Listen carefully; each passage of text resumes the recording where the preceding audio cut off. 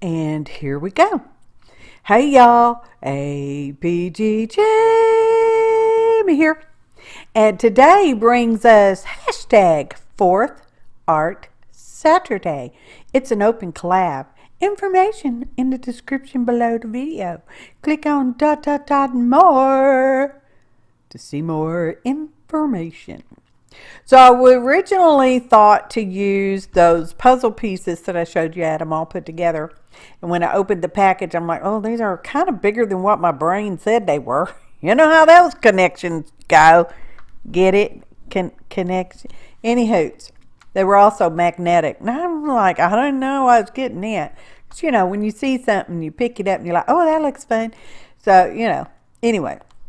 And I thought, but wait, I have a punch that punches out puzzle pieces. Okay, I mean, it's only the one piece, but you know, I thought, okay, well, we'll do that.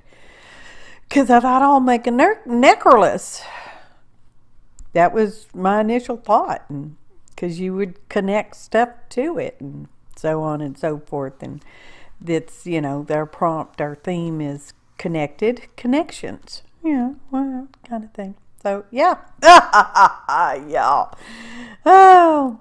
So, I got out a piece of scrap black cardstock that we are punching out. I think I punched out a total of 3 pieces for each of 3 pieces. So, 9. Well, 12 because I punched out the top layer that we just adhered some alcohol inked deli paper to. Oh my gosh, words are an issue sometimes. So the puzzle piece is not exact from side to side and front and back. Okay, they don't match up. So you got to finagle them around and wiggle them around till they get matched up. If you're gluing them together, because I'm making a thicker kind of thing. And I did try to go ahead and punch a thin piece of faux chipboard, you know, cracker box, but it didn't want to punch that. So that's why I went with the cardstock. All right. I thought, well, we'll just layer it together. And I do have Aleene's original tacky glue in those handy dandy little bottles with the little fancy nozzle. Thanks, secret admirer, internet admirer, that is. So, gonna glue them all up and make nice little stacks. And I don't show you all of them because, I mean, it's, you know, fair amount of wash, rinse, repeat. It's not a real long video. I'm pretty sure it's less than 20 minutes. I don't remember. Actually, I shouldn't say I don't remember. I didn't even look to see how long it was. Portions are in hyperspeed, although not all of it, just some of it. Some of it is sped up, just not much. Yep, yeah. Faster, but not super fast. Y'all. So layering those up with their glue, and then we will set those aside to dry. Now, I'd already been playing with some UV resin because I don't know if it was the same day that I picked up the puzzle piece. I don't know, because y'all know when I see stuff in stores when we're out goofing around, I'm like, oh, I need that. My boyfriend Clarence says I need it, so I surely must need it. So anyway, I had this little mold, and I was really attracted to it because of the dragonflies, but the dragonflies didn't come out near as well as I had hoped. But some mushrooms did. I thought, well, I like those. So anyway, I do have a UV resin mushroom that we're going to use.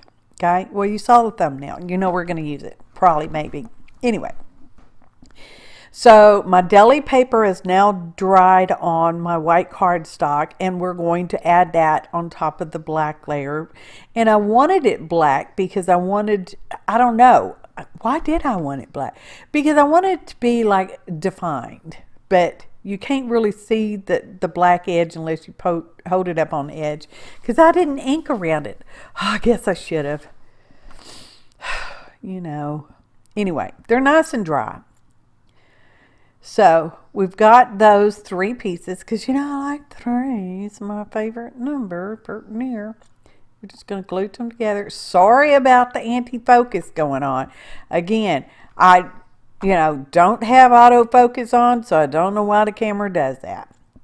Now, I pulled out some orange diamonds, okay, because I thought they would look good on the mushroom, considering our background is shades of orangey, pinkies, that kind of thing. All right, think autumnal foliage even. Well, it's not blistering hot, so I guess it is fall. Close to it anyway around here. So we're going to be gluing that on. I'm trying to use my little wax thing, and I'm using diamond glaze because I want it to be clear and I want it to be shiny because our mushroom is somewhat shiny. And so I'm using my little wax thing, then I got to use my tweezers. And I'm like, oh man. And it is diamond glaze, so it will wash right off my little fingers when I touch it, because I do touch it a couple of times. I guess I could have zoomed in, but no. I wanted you to have a far away view. Well, I didn't think about it, Sometimes I'm not the best thinker. Sometimes I don't make those connections. Yeah. So there we go. We're going to scooch that aside for it to dry. It doesn't take real long to dry. And I thought to use the UV resin to adhere the diamonds to the mushroom. And I thought, no, because the UV light really can't get under there to cure up the UV resin. That's why I use the diamond glaze, because I know somebody's going to like, well, why didn't you just use that? Anyway, we will use some UV resin. You will see me and my handiwork with that. But first, before I thought to use the UV resin, there's a hair on there. It's not Champ, it's a Molly. Anyway, I thought, well, we will just seal up our puzzle piece, because I am making a necklace, okay, with fluid matte medium that I forgot to put on the list of ingredients. Hopefully I'll remember before it's all over. Anyway.